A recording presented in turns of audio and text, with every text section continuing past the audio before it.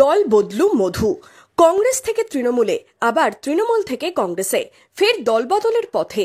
মুর্শিদাবাদ জেলার রাজনীতিতে দলবদলু মধুর বৈচিত্র্যময় কেরিয়ার। সালটা 2016। কংগ্রেসের সাথে সম্পর্ক চুকিয়ে তৃণমূলে যোগ দিয়েছিলেন মোশাররফ হোসেন ওরফে মধু। কংগ্রেসে থাকাকালীন জেলা পরিষদের সদস্য ছিলেন মধু। এরপর 2018 তৃণমূল পরিচালিত মুর্শিদাবাদ জেলা পরিষদের সভাধিপতির দায়িত্ব পান। তারপর ভাগীরথী দিয়ে বয়ে যায় জল। 2021-এর 17 ফেব্রুয়ারি তৃণমূল থেকে বহিষ্কার করা হয় মোশাররফকে। বহিষ্কার করা হয় মুর্শিদাবাদ জেলা তৃণমূলের সহসভাপতির পদ থেকেও। তৃণমূলের সঙ্গ ছেড়ে ফের দল বদল করেন, ফের একবার কংগ্রেসে যোগ দেন। 2021 সালের 19 ফেব্রুয়ারি বহরমপুর টেক্সটাইল কলেজের মোড়ে তৎকালীন সাংসদ অধীর চৌধুরীর হাত ধরে কংগ্রেসের পতাকা ধরেন। 2021-এর 20 মে অবধি ছিলেন মুর্শিদাবাদ জেলা পরিষদের সভাধিপতি পদে। কংগ্রেসে ফেরার পর দলে বাড়তি গুরুত্বও পান মধু। 2021 সালের বিধানসভা নির্বাচনে নওদা থেকে কংগ্রেসের টিকিটে ভোটে লড়েন মোশাররফ হোসেন। 2023-এর পঞ্চায়েত নির্বাচনেও নওদায় তার নেতৃত্বেই তৃণমূলের বিরুদ্ধে লড়াই করে কংগ্রেস। 2025-এর এপ্রিলে ফের দল বদলের পথে। বাংলার ভরসা এবং আস্থার প্রতীক, সাম্প্রদায়িকতা এবং সৌভ্রাতৃত্বর মেলবন্ধনে যে বাংলাকে বুক দিয়ে আগলে রেখেছেন মাননীয় মুখ্যমন্ত্রী মমতা বন্দ্যোপাধ্যায় এবং তার যোগ্য সেনাপতি অভিষেক বন্দ্যোপাধ্যায়, আমি তাদের কাছে দলে যাওয়ার ইচ্ছা প্রকাশ করি। তারা আমাকে অ্যাপ্রুভাল দেয় এবং আগামী কয়েকদিনের মধ্যে আমি তৃণমূল কংগ্রেসে যোগদান করছি। ফের তৃণমূলে যোগ দিচ্ছেন মুর্শিদাবাদ জেলা পরিষদের প্রাক্তন সভাধিপতি মোশাররফ হোসেন ওরফে মধু। ছাড়ছেন অধীর চৌধুরীর হাত। 18 এপ্রিল মুর্শিদাবাদ জেলা কংগ্রেসের সমস্ত পদ থেকে পদত্যাগ করেছেন তিনি। 21 এপ্রিল মুর্শিদাবাদ জেলা কংগ্রেস থেকে বহিষ্কার করা হলো তাঁকে।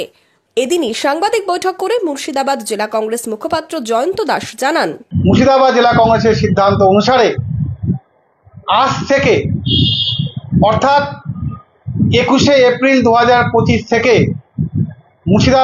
মোশাররফ হোসেনকে দলবিরোধী কার্যকলাপ করার জন্য তাকে দল থেকে বহিষ্কার করা হলো।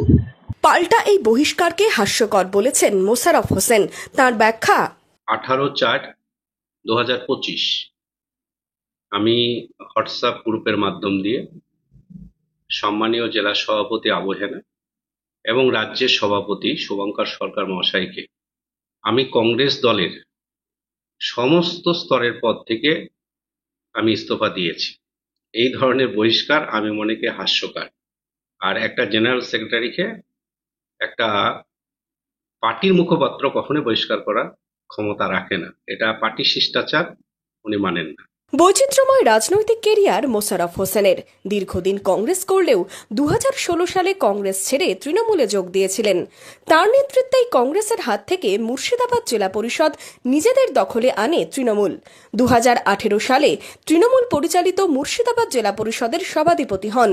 2021-এর 17 ফেব্রুয়ারি তৃণমূল দল থেকে বহিষ্কার করা হয় মোশাররফকে। বহিষ্কার করা হয় মুর্শিদাবাদ জেলা তৃণমূলের সহসভাপতির পদ থেকেও।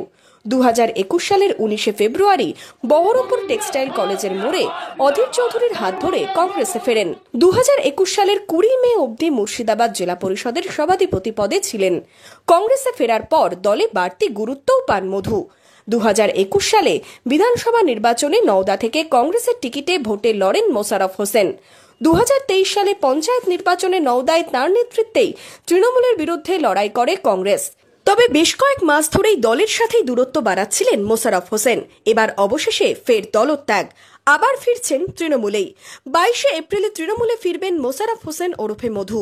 ঘরের ছেলে ঘরে ফিরছেন, এমনটাই জানালেন নওদার তৃণমূল বিধায়িকা সাহিনা মমতাজ খান বেগম।